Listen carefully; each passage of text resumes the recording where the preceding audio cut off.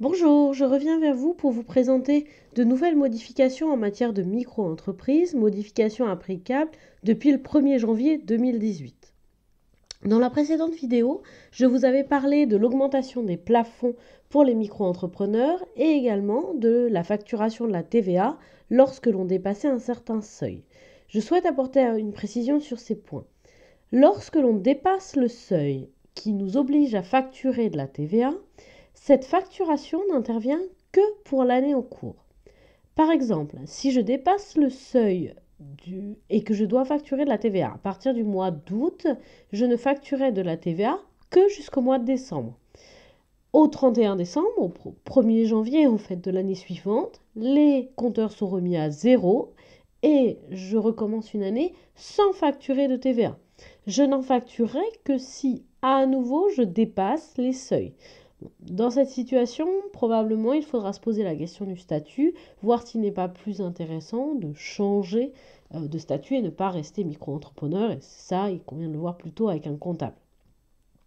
Autre nouveauté 2018, la suppression du fameux RSI. Les personnes en micro-entreprise vont petit à petit être rattachées au régime général de la sécurité sociale comme tous les indépendants. Cette modification va intervenir petit à petit pendant une période de 2 ans. Les personnes qui s'inscrivent aujourd'hui en tant que micro-entrepreneurs sont rattachées à la sécurité sociale des indépendants et petit à petit, tous les organismes vont converger vers le régime général de la sécurité sociale.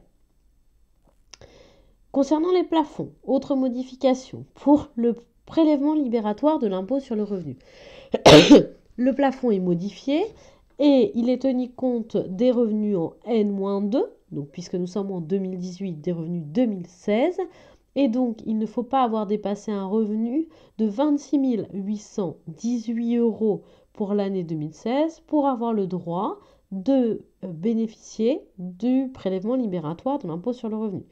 Le prélèvement libératoire, c'est la possibilité de payer un taux fixe avec les cotisations sociales, de se libérer de l'impôt sur le revenu par ce biais.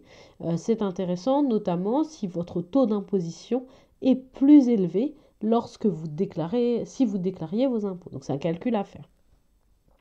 Concernant les modifications, il y a également une baisse des taux des cotisations sociales.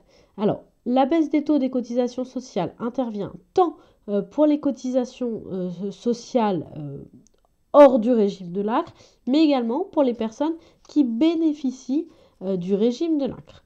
Ce qu'il faut retenir, c'est que les taux nouveaux sont pour 2018 pour les ventes de marchandises et fournitures d'hébergement de 12,8%, pour les prestations de services, y compris les locations de logements meublés, 22%, pour les professions libérales relevant du RSI, 22%, et pour celles relevant de la CIPAV, également 22%.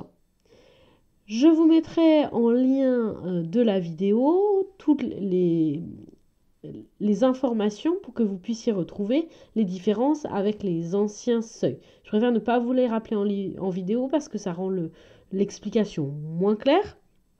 Néanmoins, je tiens à vous préciser également que le taux qui est applicable pour la cotisation pour la formation professionnelle n'est pas modifié.